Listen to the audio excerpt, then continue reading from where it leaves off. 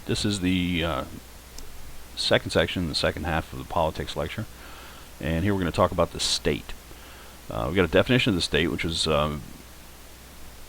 coined by this guy to the right, whose name is Max Weber. That's properly pronounced Weber. He's Central Europe German descent. The W is pronounced as a V, if you're ever in circles where people care about that sort of thing. Max Weber. Born in 1864, died in 1920. He's considered to be one of the founders of modern sociology. I'd say Weber and Durkheim are probably the most central figures in Western sociology. So he is, I'm bringing him up because he is the one who came up with this definition, which is used throughout the social sciences. A lot of people in the social sciences focus on his definition of the state. So here it is. A state, according to Weber, is a centralized political system that has a monopoly on the legitimate use of force within its territorial boundaries. Centralized political system has a monopoly on the legitimate use of force within its territorial boundaries. That's a state. People like that because a lot of the discussion that's gone on in anthropology, particularly since the postmodernism of the 1970s and the post-postmodernism that's going on now, I guess, have been very much focused on power as an issue. Now that's a difficult category. I think it's problematic in a lot of ways, and to focus on it exclusively really leaves out a lot of things that are very important in people's lives. But that said, a lot of people have done work on power, and that's one of the reasons I think they choose this definition, because it's very clear to the point of what a state is. There are lots of other elements of a state that we could talk about and will talk about, but he's saying that the defining feature of the state is that it has a monopoly on the legitimate use of force within its territorial boundaries. So legitimate means it's this use of force is granted the approval of the people. People give the state permission to use force in this way. And monopoly means the state is the only entity that can use force within the boundaries of the state. So again, we have that focus on territory. But here we're saying they have outlawed all other uses of force to get your way in a state. The state can use violence, but nobody else can. Right? And if you think about the way that our country runs, in Western societies in general, and states in general, that's true. If you have a problem with somebody, you can't just punch them in the nose. The state will send somebody to take you to jail, and then you'll go through the legal system and you'll be punished. The state, on the other hand, can use any force that it deems necessary to subdue you if you decide you're not going to go with them. Right? So it's controlled. You know, people. The source of the approval of the use of force in the West, you may be thinking about it and saying, "Hey, why does the state get to come and do that?" Right? Why can the police, beat us up and take us to jail if we break the law? Well, if you have a problem with that, you should take it up with your Congress people, because we passed laws by representative democracy. We have a democratic republic in the United States. We elect representatives, and they go and vote on laws and pass laws that affect us. If we don't like that, we need to take it up with our representatives. That is where the consent comes from. We voted for the people who made the laws that allowed the state to have this power. Right? So if you don't like the way that your police department or fish and game authorities or military or any other entity that uses force, the IRS, if you don't like the way that they are using force, then you have an ability to address that through the political system. Talk to your Congress people. But it meets Weber's definition. That is a legitimate use of force. So the police come knocking on your door. Well, maybe you don't agree to it at the moment, but the rest of society collectively did through that system. Right? They all agreed, well, in order to protect us from that guy who's doing crazy stuff, we're going to allow these guys to go and lock them up. So that's what they mean by legitimate use of force. Legitimate means people have accepted that it is okay. They grant it legitimacy. Okay. Moving to the next slide. In terms of social structure in states, we have a huge increase in size. Again, around 10,000 people is where we start to see the development of state structures. Below that, often we see chiefdoms. I don't think there are really any tribal societies that get that big. Usually a few thousand, they get into they need more complex organization. So below 10,000, usually chiefdoms. And over 10,000, we start to see states. Just general rule of thumb. Easily these can get into millions of people, even over 1 billion people. Right? We've got, at least China is at like 1.4 billion. I'm not sure if India's crossed the billion line yet. I haven't checked recently. Excuse me. So they can be very large. To this point, we really don't know how large a state can be. There are a lot of different state structures, and the state is fairly flexible in the way that it can manage people, depending on how you look at it. Within states, there is marked social stratification, right, which means pronounced. It's pronounced social stratification. They have class systems, they have caste systems, and slavery. As I said, slavery is associated with the development of almost all states at early levels. Usually it doesn't last forever. But in the early stages, when the state is establishing itself, and this could go on for hundreds of years, when the state is establishing itself, there are generally wars, and people are taken captive, and they have complex social structures in the first place, a class or caste system, and so they can take captives and put them to work, and that is slavery.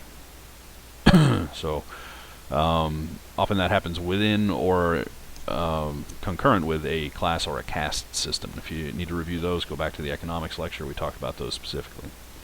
Let's see. So marked social stratification is integral to running the state without these systems of stratification. And that's the thing. You may look at it and you say, well, why do we have to have hierarchies at all?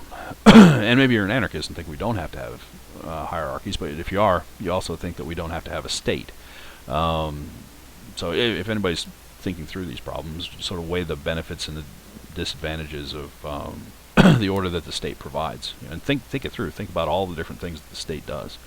I don't know. People have different ideas about the role of the state. We can't get into all of that here because this is a relatively short and contained lecture. But you could do a lot more research on it if you're interested.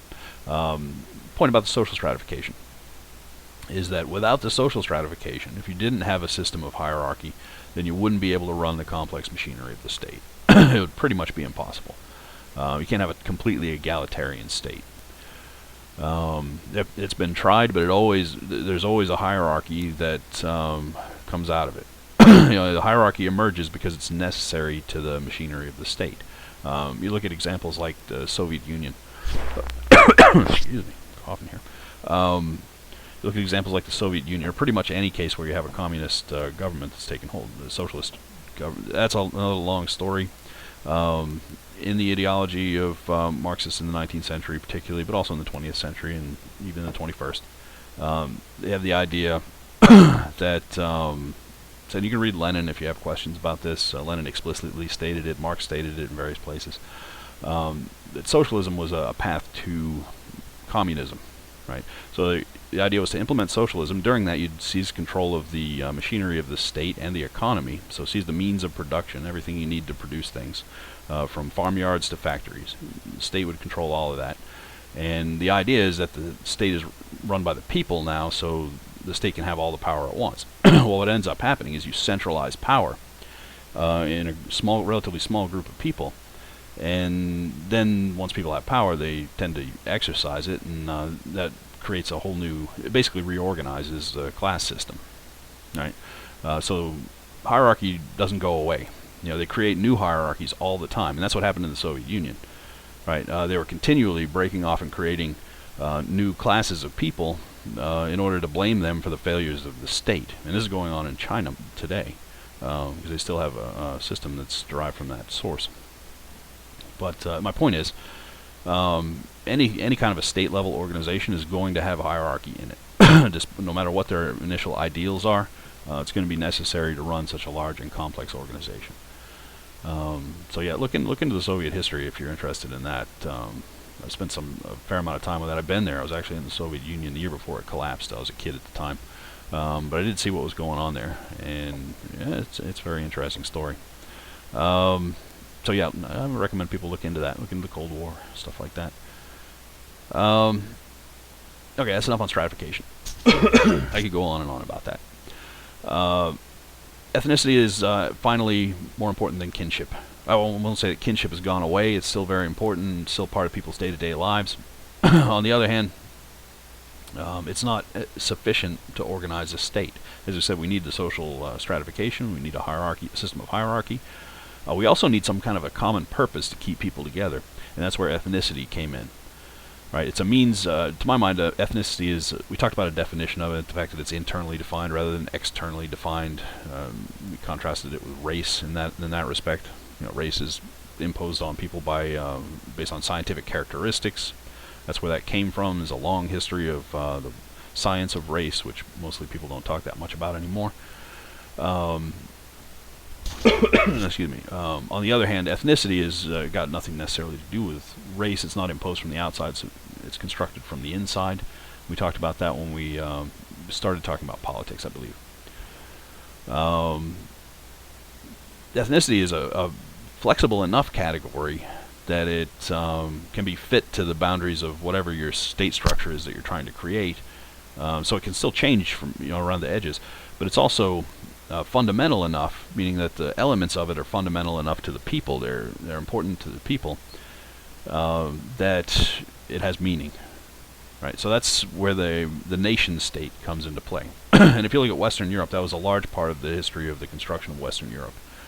There were a bunch of different people speaking different languages and having different cultures, but they also had things in common. And so what certain revolutionaries did in the formation of Western nation states, mostly in the 19th century, and often I use the example of the Italian Risorgimento in illustrating this.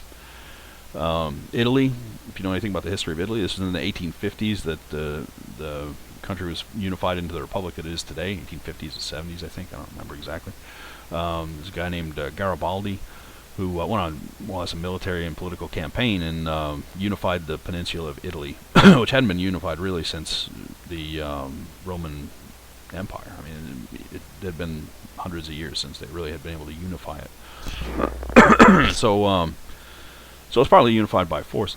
But they had a bunch of different ethnicities within the Italian peninsula. They were all of the same descent. They were all from ancient Rome. They all spoke similar Romance languages that were derived from Latin. They had a lot of things in common. They had the same religion. They had many of the same traditions and norms and values.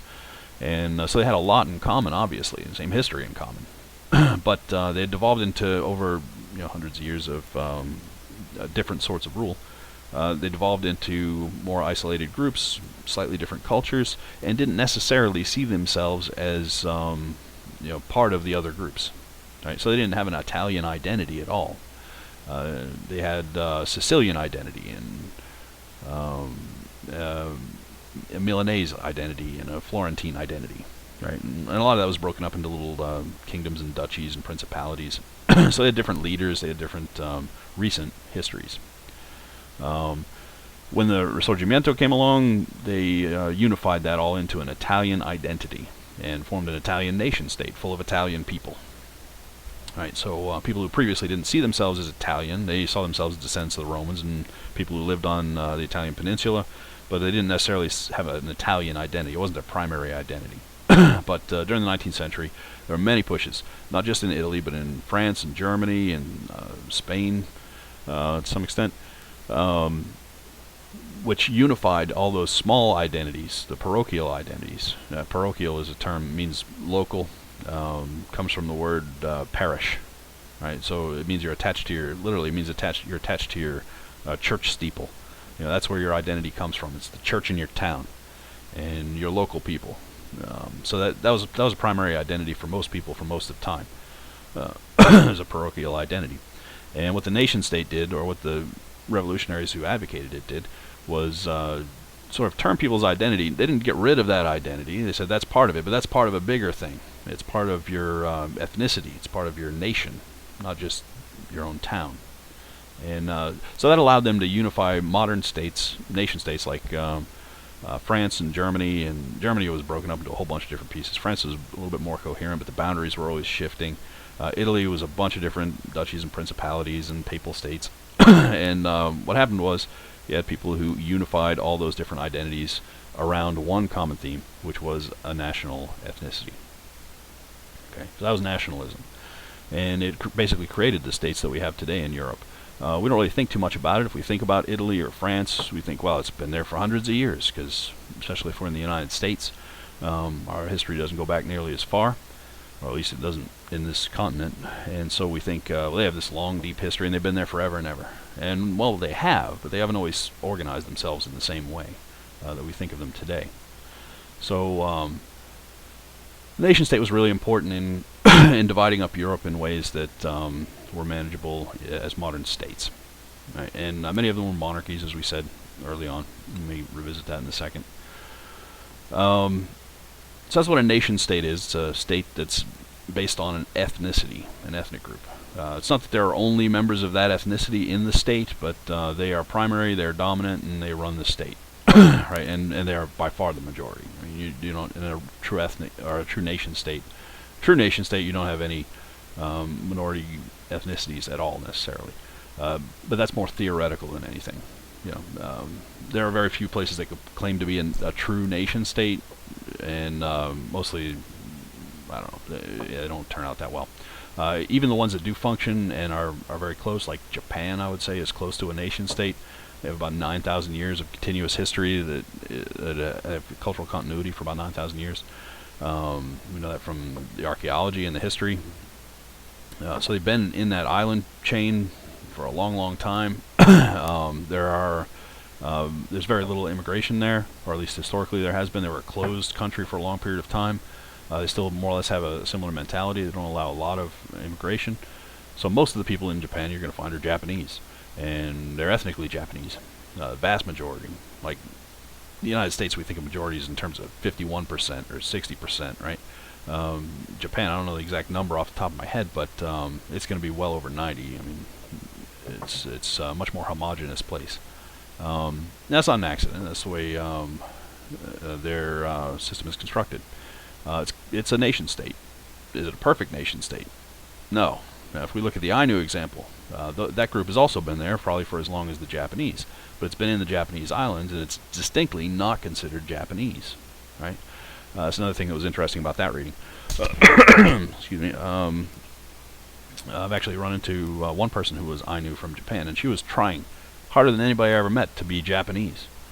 Right? Her identity was Japanese because she was at a disadvantage, because her group of people, even though they'd been there through the entire history and prehistory of Japan, were seen as secondary relative to the Japanese people. And there's another group in the Okinawan Islands, I believe, which is basically a native ethnic minority. So even in a nation state like that, you're going to have a lot of people of a fair number of people of different backgrounds. Nothing's ever going to be just one ethnicity. Another example of something that was intended to be a nation state, which doesn't make it that different from most of the European states. Something that was intended to be a nation state was Israel. That was explicitly intended to be a nation state, and that was formed in 47 or 49. I have to check the date on that. It's after World War II. You had Jewish people who had been part of a diaspora. That's diaspora, diaspora. 2,000 years ago, and that is a spreading out of people, like they were run out, and presumably they were by the Romans. That's how long ago we're talking. Were run out of Palestine, and so they had this mythology within their group that they were going to return to the homeland in Palestine and have a Jewish state. And after World War II, they had sufficient justification and international support, principally from the United States, to go back and do that. There were groups that were trying to do it in the mid to late 1800s. But eventually the migration really stepped up in the 20th century and really went through the roof after World War II for obvious reasons. Right? The Jewish people were persecuted obviously in Hitler's Germany. They killed about 6 million people. I'm not sure what percentage were Jewish, but a large percentage. That was a major target, obviously, and that's what we think of in association with the Holocaust. So that was a good reason to get out of Germany, let's say. A lot of people fled before that happened. A lot of people fled after that happened because they obviously didn't feel like staying there. That's not the only place, though. In Russia under Stalin, in the Soviet Union, they had, I mentioned before, that they implement all sorts of class categories to serve the state, and at various times Jewish people were targeted because of that. Right? They needed enemies of the state to blame for the problems of the state. And so they had what they called purges, and there were a number of massacres. Soviet Union killed, the low estimates I think are around 20 million people, and the higher estimates I've heard are around 40 million. So it's hard to estimate because they didn't really keep records very well. But during the purges and various changes in social programs, it changed farming practices around and just killed millions and millions of people. But they also threw people in gulags and killed people outright. So Jewish people were purged within the Soviet Union on a number of occasions, and so there were a lot of push factors, as they call it, push and pull factors in immigration. There were a lot of push factors for the Jewish populations in Eastern and Western Europe, and so they had to go somewhere. Things pushing them out of the place, so they had to go somewhere, and a large number of them came to the United States, but another substantial number started migrating into Israel, declared it a state. There was already an organization there that was more or less in power, and the state was immediately recognized by the United States of America, and that was the clincher. Basically, to be a state, you have to be recognized by other states as a state in today's climate. In the past, it was more based on the land you could control. There was something called the right of conquest. You know, if you could conquer something, you could declare it yours, and if you can maintain control over it, now that's your state. You can be the king or the duke or whatever. Well, at a certain point, we stopped relying on the right of conquest. We want to change the rules of international affairs and warfare, particularly. And so, in the modern system, other states have to recognize you in order for you to be considered a state, really. Now, people have laid out various criteria, but the United States recognizing Israel directly after World War II was monumental. That's enough recognition to be considered a state, particularly in that time. In this time as well, probably. If we recognized a state, other states would probably have to recognize it, just because the United States holds a lot of sway in the world. But after World War II particularly, the United States really came to center stage and was in the business of determining the new order of things after World War II. So were the Soviets, by the way. That's when the Cold War began. So in any case, an example of a nation state, Israel was meant to be a nation state. It was meant to be a Jewish state for Jewish people who practice the Jewish religion and are of Jewish descent. That was what the intention of it was. Now, if you actually go there, I haven't been there, but if you do go there, you'll find that there are all kinds of people who are not of Jewish descent there. Right? Principally Palestinians who were there before the Jewish state formed. Right? In that interim between the diaspora and the formation of the Jewish state in the 40s, there were a bunch of other people living there, which I'm sure you've heard the story. And so many of them are still living there. Some of them got pushed out, and they're in the West Bank, and that's a whole other situation. But we definitely don't have time to get into that. But some of them just stayed there and are living there and are part of the system. It was meant to be a Jewish state, but it's pluralistic. I mean, there are lots of different people there. There's another problem where the Jewish state is concerned, where Israel is concerned, which is a religious distinction is not the same as an ethnic distinction. So there are people of many different ethnicities who migrated back in from the diaspora, or even were connected to it, but just identified with Judaism, and adopted the religion and moved into the state. So there are people from really all over the world who are practicing the Jewish religion who moved to Israel who aren't ethnically connected to either of the dominant Jewish groups that were recognized through history from the diaspora. So that's a fairly complex situation. You look at it at the surface, it's meant to be a nation state. It calls itself a nation state even. It's a Jewish state. But if you look at the details of it, it's not really that homogeneous. Japan is more homogeneous. And they don't really talk about it that much. Well, at least not in a way that we take note of. Okay, so a nation state is one way to form a state. You can use ethnicity to unify your state. You need some unifying factor in order to draw those boundaries and get people to defend them, basically. If you don't have that, your state's going to collapse. It's going to be absorbed into different states, and you won't be able to maintain control. So another form of state is a pluralistic state, and that's the one where you have multiple ethnicities, and that's part of the ideology of the state. Pluralistic states are usually civic states. CIVIC, like a civic center, civic states. And civic states are based on a set of laws that hold people together. Right? They have a common set of common ideology, a common set of rules or laws that people all agree on, and that is the thing that holds them together. And the United States is an example of both a pluralistic state and a civic state. Right? If you look at the founding documents of the U.S., they were designed to create that solidarity among the American people. You had a bunch of people from the start in the United States that came from all over the world, principally from Western Europe, but all over, and Africa as well. People migrated up from South America. The Spanish were here, and we had all different kinds of people in the United States from the very start. Native Americans were here. So they recognized this. There was going to be a lot of diversity in the country. And so when they wrote the founding documents, they tried to create something that was strong enough for people to identify with as a nationality. Right? It's not an ethnicity. It can't be an ethnicity. But they wanted the civic basis of the state to be as strong as a nationality. Right? So it's called, and today they call that civic nationalism. So the U.S. is a civic state. It was meant to be a pluralistic state from the start. They knew there were going to be lots of different people with different backgrounds there, and they all had to be unified by the documents. So I'd say the documents are probably worth reading. Look up the Constitution, the Declaration of Independence, all that stuff, the early writings of the founders. They're interesting. And many of them, incidentally, were drawn from liberal Enlightenment philosophy. John Locke's got his fingers all over that. If you read any liberal Enlightenment philosophy, you'll see the connections immediately. So a lot of the ideology of the United States came directly out of those ideas that were kicking around in Europe in opposition to the systems that came before. By that I mean monarchies. Right? It was sort of an anti-monarchist document. Sorry about that. So that's an interesting exercise. Again, we don't have time to get too much more into that. If we look at the bottom of this page, you can see that excuse me, I've got a section of a Middle East map. And that's because often in this section I talk about the trouble with these nation states, which is basically that they don't necessarily always work.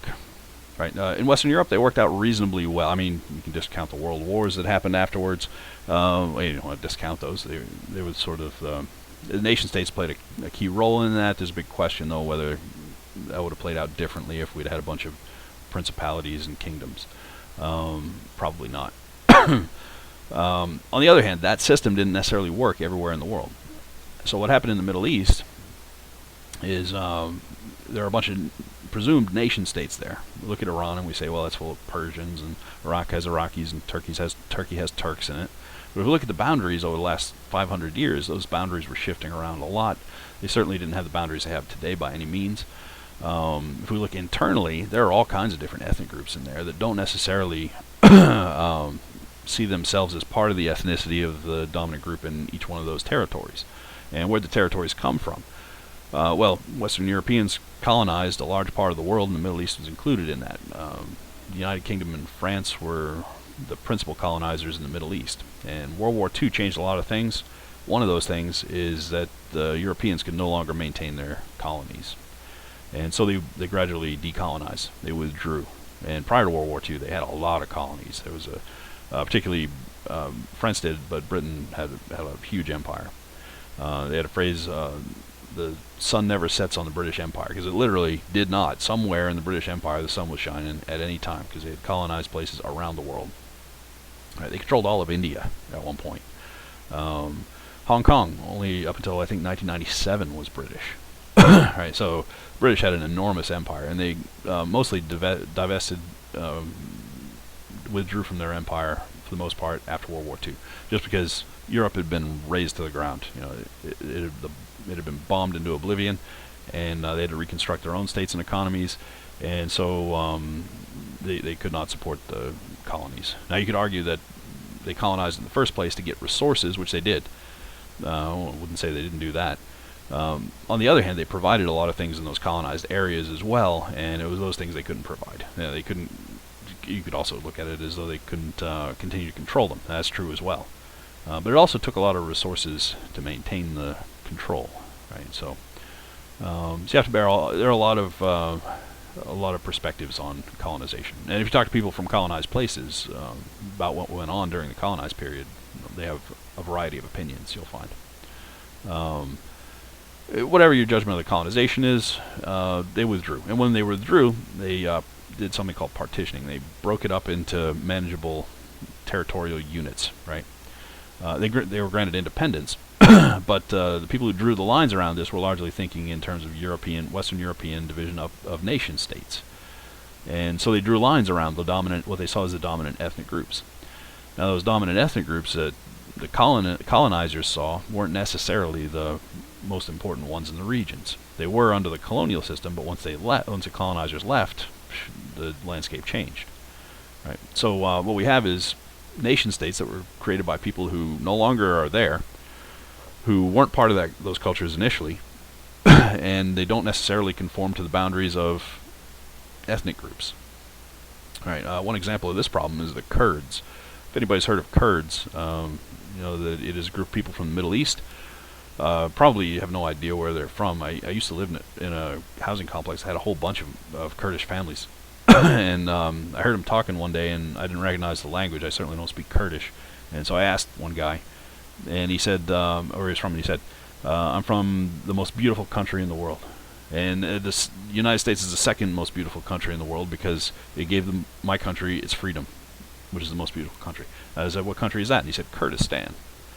And I knew immediately what he was talking about. And I knew that there was no country of Kurdistan, which there still is not. There's an autonomous territory of Kurdistan, but this is what he was referring to when he said Kurdistan. This map over to the right that just flew in. You can see this is, I think it's a French map or it's not an English map. I think it's French. Can't tell just from the place names. Turkey, Syria.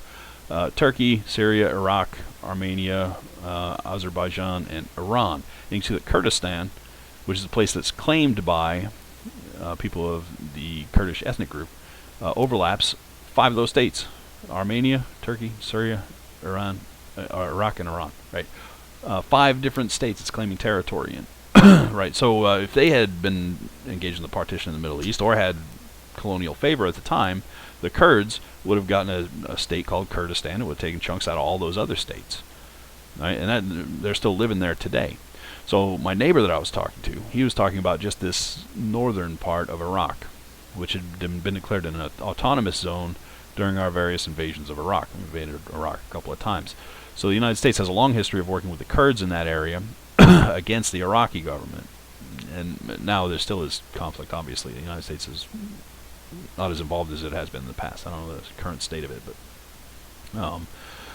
now, people have different perceptions of these Kurds depending on where you go. I know about the American perspective. They were our allies against Saddam Hussein, right? And allies against various other people in the region, in various cases. Not always our allies, usually our allies. I don't know. I haven't heard Iranian opinions on Kurds. I have heard Turkish opinions on Kurds because I happen to know a bunch of people from Turkey as well at various points in the past. And if you talk about the Kurds to people from Turkey, the first thing they say is terrorism. You know, they are a bunch of terrorists. Talk to an American about it, well, they were our allies in the war. But you talk to the Turks about it, they're terrorists. And there is a Kurdish separatist party in Turkey, which has been, bombing stuff in Turkey, trying to get that territory back, right, for generations. This has been going on long before the United States started invading anybody. So the Turks have no patience with this Kurdish group whatsoever. They just regard them as terrorists and want to kill them all. And Iraqis didn't feel much different. Saddam Hussein, one of our rationales for going into the Iraq war going to Iraq initially, was that they used weapons of mass destruction on their own people, and they had other ones. Having other ones was probably a lie. The other thing was definitely true, though. They did use it was mustard gas on a group of people, and it was the Kurds, and that wasn't an accident. They did that because, for the same reason the Turks think they're terrorists, they're a separatist group. They want to have their own nation state. They said, why do we get left out of this whole division of the Middle East? We need our state too, and they're willing to fight for it. And so states don't like separatist groups. They tend to try and kill them off. I can't imagine they're faring any better in Iran. I'm not even sure of the state of Syria at this point. But that's one of the problems with nation state. If it's drawn by people who are within the culture in the first place, they can draw better lines. If it's drawn from the outside, it often makes really no sense, and that makes no sense internally. So nation state can't bail you out of everything. I don't know. There are lots of conversations to be had about nation states. Right. Moving on. Talk about economy in states here. Obviously, most of this is obvious because we live in a modern nation or a modern pluralistic state, the civic state. Subsistence strategy is based on intensive agriculture. Obviously, it has to be in order to support large numbers of people that are required to create a state. There's a high degree of specialized labor. It doesn't have to be as high as it is now, though. We've had a major reversal in just in the United States in the past 150 years or so. If you go back 150 years, 95% of the people were engaged in subsistence agriculture, right, or in agriculture in some form, right. So they were producing food, shelter, clothing, and they were not engaged in specialized labor, really. It was a large agrarian country, and so most people were farmers.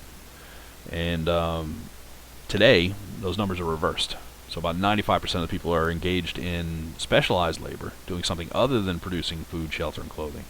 And all the stuff that we need to survive is produced by just 5%. I think it's even less now. Last time I formally checked, it was 5%, but I've heard it's gone down to even 3%. It's a very small sliver of the population that actually is producing food. If you think about it, probably nobody listening to this is really producing food. And if they ever have, it's probably a backyard garden or something, and they produce like 2% of their food for the year. Hardly anything at all.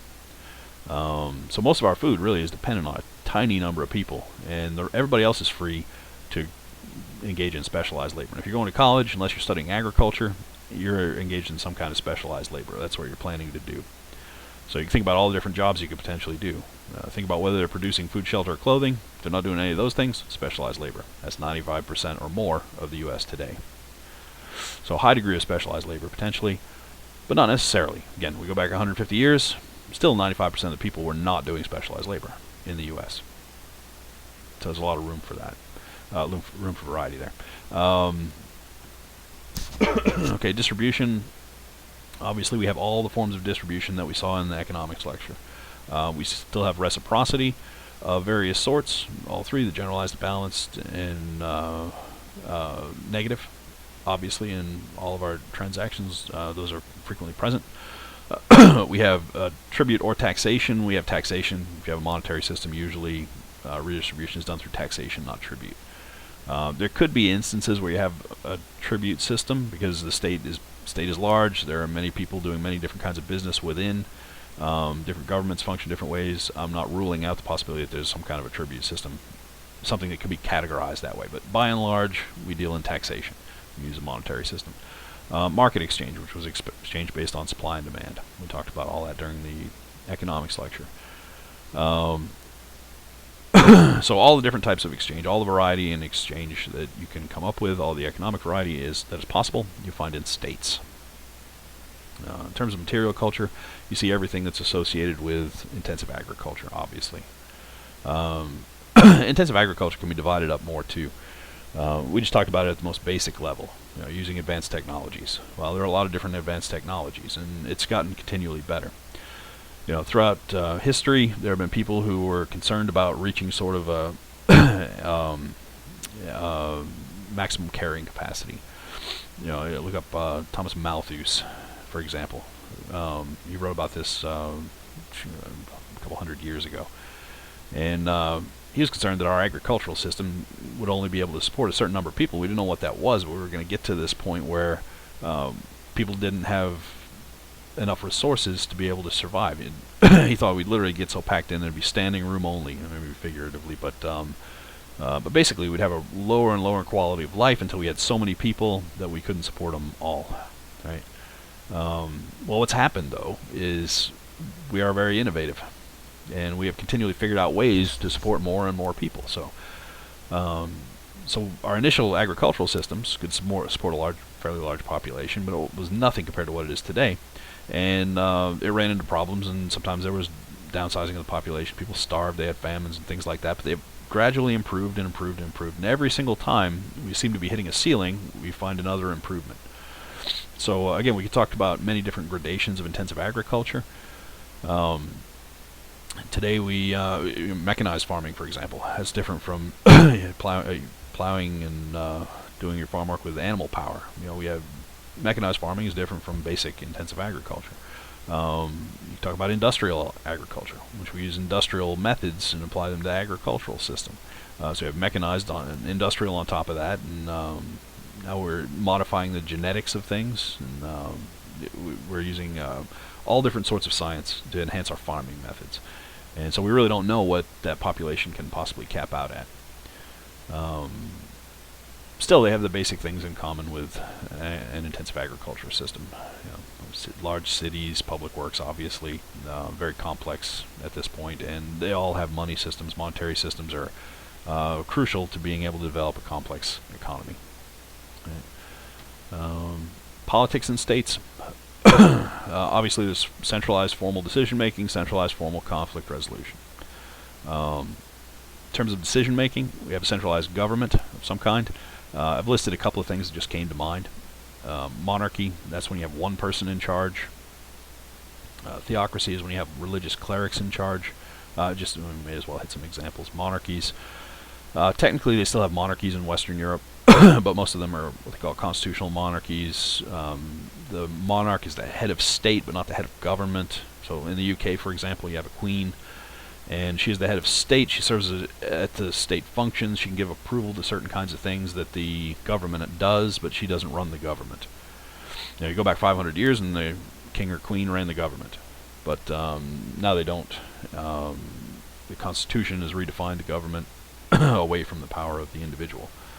So that's a constitutional monarchy, and they have a prime minister who is elected to office as an MP in the UK, and then they choose among the MPs when they get a majority who's going to be the prime minister. Right? So it's a different system than we have in the United States.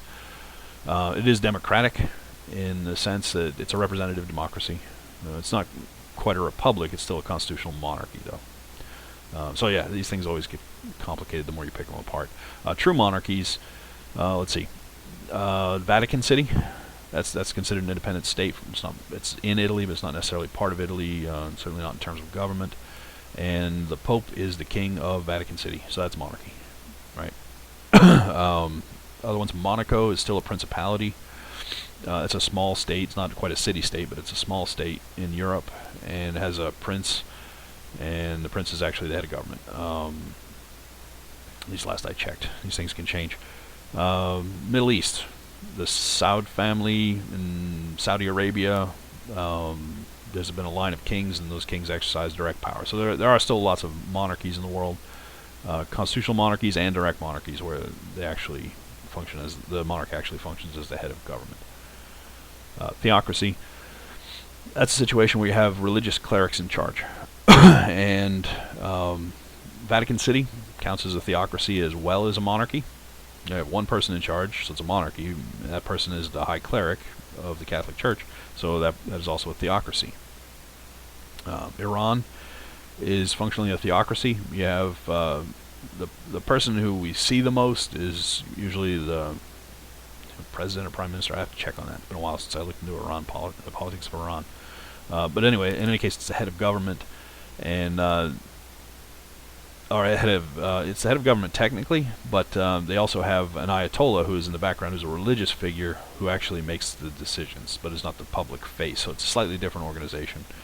You have a public head of government, and you have and arguably a head of state, and you have a sort of a figure in the background who is wielding most of the actual power in government.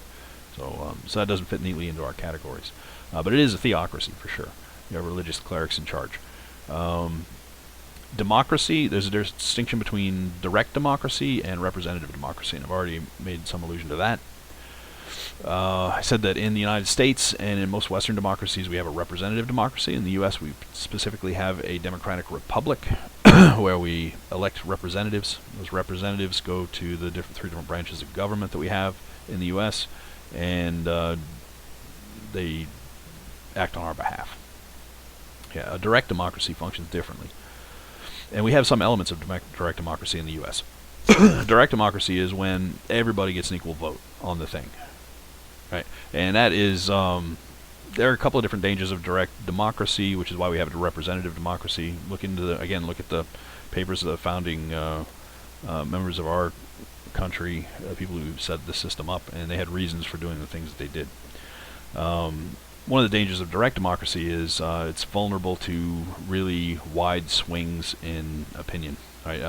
You can have something that just becomes a fad, something that happens really quickly. There's an emergency and everybody's reacting to it at the time. In 6 months they're going to think differently, and representative democracy provides some insulation from those kinds of major shifts. And if you look at the machinery of American government, a large part of it was designed to slow things down, to get us to think things through before making big decisions rapidly, because that's one of the things that has led to the downfall in many countries. People will vote for anything under the right circumstances. So you don't want people making rash decisions. On the other hand, you don't want to negate their opinion either. Right? So that's where representative democracy comes in. We do have elements of direct democracy in the U.S. for sure. If anybody's from a small town, particularly in New England, they have an institution called the town hall. You may have this other places in the country as well. I've never been to those. I've been to a town hall meeting in Maine, where I'm from, and I know they have them in New Hampshire and Vermont and probably Mass too. But at your town, you have members of the city council. You have aldermen, people that are elected locally to office, and they preside over the town meeting. But it's really a direct democracy. They make decisions for the town. Everybody can go to the town meeting and air their opinions and vote on it right there. All right, so they can have a direct democracy on a small scale without any trouble. On a large scale, there's also just a matter of efficiency. Like if you have direct democracy on too many things, then it's hard to get anything done. On a large scale, occasionally they use direct democracy in the form of a referendum, if you've heard of that. Referendum is when they put something to a popular vote. Everybody responds to it. And in the last one I remember in Maine, and this I heard long after I left, but I think I got an absentee ballot vote or something, and it was a referendum question on it. Something about hunting rules regarding bear baiting. Like literally, people will hunt bears with like they go to Dunkin' Donuts and get like all the donuts they were throwing out and make a bait pile, and then the bears will come. And I don't know. Anyway, it was about bear baiting, and there was a direct referendum on whether that was a sporting tactic. I don't know how it even turned out, but they put it to a referendum. They wanted the people to vote on it because basically the politicians didn't want to take the backlash if they voted for something and then there was a majority resistance against it. So that's the thing. Even though an elected representative may be elected and have popular approval from that point of view, there may be an issue that comes up where that person does not trust his or her ability to represent the people, and so they'll do a referendum. More high-profile referenda that you may have run across in the linguistics lecture, we talked about Quebec province in Canada, which is ethnically a French and French-speaking province in an otherwise English country. And occasionally they do have a referendum voting on whether they want to secede as a province, secede from Canada and become their own country. And so those referenda have always come out in favor of staying in Canada, and that's why they're still part of Canada. I don't know what they'd do if they had a referendum and left. Now, an even more high-profile example than that is the referendum they had in the United Kingdom for Brexit. They wanted to leave the European Union, and since the politicians, well, and it's arguable, that's a whole other deep well of snakes that we can't really get into. There's a lot going on, a lot of moving parts there, as to why they chose the referendum in the first place. But the politicians who were elected decided to hold a referendum because they wanted to have popular support for their opinion. They thought the people were going to vote one way, they voted another way. That's a whole other issue, we won't get into that. But it was a referendum, and it was done by the politicians who were elected in order to basically cover their own backsides. Right? They wanted to be able to say, we have popular support for our policies. So they held the referendum. Didn't go the way they wanted it to go. So that's a whole, if you're interested in that, you can start following British politics, I guess. But in any case, that's what a referendum is. It's when you want popular support on something that you're trying to do as an elected representative in the West. Right, so that's an element of direct democracy. Fascism, I just kind of threw up there. I could have thrown communism up there. There are probably a bunch of other things that are not popping to mind immediately. Fascism and communism. Fascism is a particular variant that blends a bunch of different things together. It came out of historically specific contexts, as all of these do, but more so than with the others in fascism. Really, it came out of Italy in the 1920s and 30s, and Mussolini was the central figure. There's another guy, Gentile, who co-wrote the fascist, what was it called? Doctrine of Fascism. And they were informed by two things. Well, more than two things, but two major strains of thought fed into that. And one of them was Marxism. Mussolini was a member of the Socialist Party, along with Antonio Gramsci, who was a well-known Marxist theorist. And he I think he was actually kicked out of the party, but it was because he was competing with the leadership and bending the ideology in ways that they didn't like. But that was the fundamental basis of his thinking initially. I believe his father was a Marxist or a socialist as well. And excuse me. So that was one major strain of thought. I think it influenced Gentile as well. The other one was Italian nationalism. All right, so they took socialism, and rather than having an internationalist focus that was based on class conflict, they shifted the basic machinery of. We talked about socialism and how the socialist period is meant to seize control of the state so they can progress on to communism, which is meant to be a sort of a utopian character, which never really comes about. Well, one of the things that they did in the construction of fascism, Mussolini did in the construction of this fascist ideology, was instead of adherence to the Marxist ideal of the achievement of communism, he said, we'll be more practical about this. We'll just focus on the betterment of the Italian state and focus on the state itself. Right. So other than that, he took the bits of socialism that he liked, included it in an Italian nationalism, and created fascism. Hitler was also directly influenced by socialism. If you look at the Nazi Party, it's the National Socialist Party, and that's the abbreviation Nazi, National Socialist, and did sort of the same thing. Took the elements of socialism that he liked. It was heavily informed by Mussolini and doctrine of fascism, and applied it to Germany. Right. Was very open about the history of the thing. So those are sort of two sides of the same coin. Communism, they're both totalitarian states. Totalitarian means you have a centralized government that controls everything and everybody. Okay, so fascism and communism both achieve the same thing. Totalitarian state, which controls every facet of everybody's life insofar as they're able. If you read into the history of either of those places, either fascist Germany or fascist Italy even, but fascist Germany especially, Soviet Union, China, they had purges in China, killed tens of millions at least, maybe 100 million people in the course of maintaining this ideological purity. If you look into the history of those, it's quite interesting. You'll see the degree to which the state and its ideology could penetrate into the minds of people. Right? They really did try to control every element of everybody's life, right down to their thinking. Right? And that's how a lot of people ended up in gulags and killed and thrown in ditches. They were thinking in a way that was adverse to the desires of the state, and that was framed differently in a communist context from a fascist context, but it all amounted to the same thing.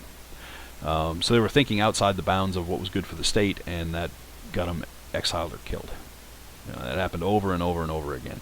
Read books and books upon books about this subject. I read some diaries. There's a whole book that was compiled of diary entries of people in Soviet Russia who were trying to reconcile the ideology of the Communist Party with the reality that they were seeing in front of them, and they couldn't really understand because it was so disparate. There was such a difference between the two, and it was really interesting reading. If anybody's really interested in that, get in touch with me, and I'll post a link to the book.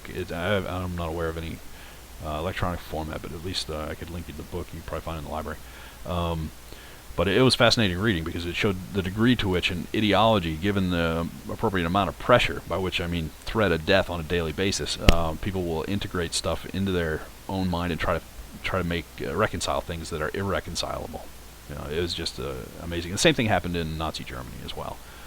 Whenever you have a state that has that much control, they penetrate as far as they can into the human mind. And today, if you think about it, the time when this was going on, it was a totally different world. Hitler died in 45. Stalin died in the 50s.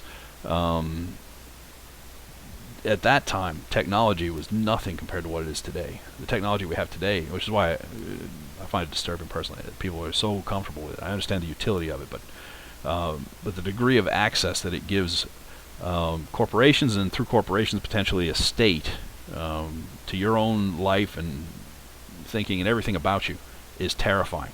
Like if you look at it in the context of what happened in those totalitarian states, in the Soviet Union and in China as well, and fascist countries. If they had this technology, it would be beyond 1984, right? And that's kind of what you're seeing in China at this point. But that's a whole other story. We can't go down that whole road. We're just trying to deal with states. Sorry, I got on a little bit of a tangent there, but it's all relevant though in understanding the state. State can be your best friend. It can create a large amount of wealth and high standards of living, as we've seen in many cases. It's a great thing. It's a lot. If without the state, we wouldn't be able to support 7-8 billion people. It just would be impossible. On the other hand, there are dangers associated with the state as well. Let's see. I'm not going to get too much into this. We'll do this. Okay. Dangers of the state. There obviously are problems. We just talked about some of those problems in a totalitarian system. But all states are not totalitarianism. Even in regular states, we said that hierarchy is a necessary thing. You have to have a way of organizing the state. You're going to see, as I said, slavery in association with early states, and usually that gets phased out and absorbed into a class or caste system. But you will see a persistence of those class or caste systems, ways of organizing people. And that inequality, if you look at particularly Marxist theory, they think that inequality itself is a cause for potential conflict. And any conflict could lead to the collapse of the state or a broader war. So large-scale warfare is a major problem. If you have a nation-state, there's a potential for war based on ethnic conflicts or nationalist conflicts. And that's what we saw in, we've seen that many, many times around the world. In World War I and World War II, you could argue that those were conflicts between nation-states that were formed in the 19th century.